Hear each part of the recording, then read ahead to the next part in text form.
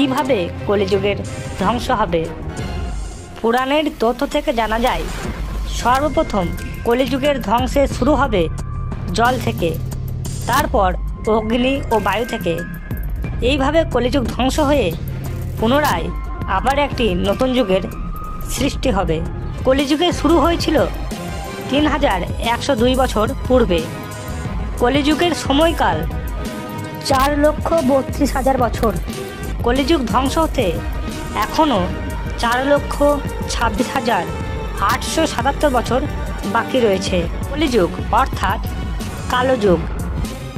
এই যুগের ধর্ম কেবলমাত্র 1/4 অংশ রয়ে গেছে। শ্রী বিষ্ণু পুরাণ ও ভবিষ্যৎ পুরাণ অনুযায়ী যেদিন শ্রীকৃষ্ণ কল্কি অবতার রূপে জন্ম নেবেন, সেই দিন এই পৃথিবীতে মানুষের গড় আয়ু হবে 20 বছর। 5 বছর বয়সে নারীরা গর্ভবতী হয়ে যাবে। 16 বছর বয়সে মানুষ বৃদ্ধ হয়ে যাবে। আর 20 বছর বয়সে মানুষের মৃত্যু হয়ে যাবে এবং মানুষের উচ্চতা কমে সবাই বেঁটে হয়ে যাবে। সমস্ত মানুষ মানসিকভাবে দুঃখী রয়েছে।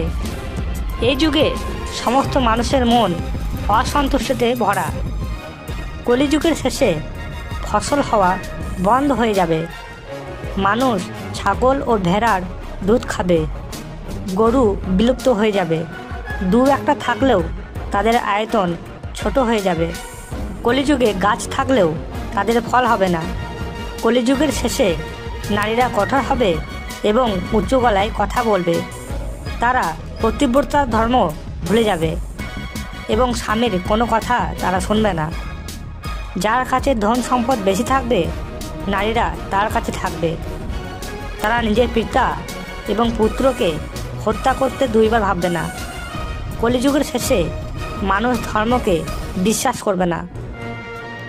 কলিযুগের শেষে হঠাৎ করে একদিন বৃষ্টিতে প্রবল বন্যার সৃষ্টি হবে, যার ফলে সেই বন্যায় মানুষ বিলুপ্ত হয়ে যাবে।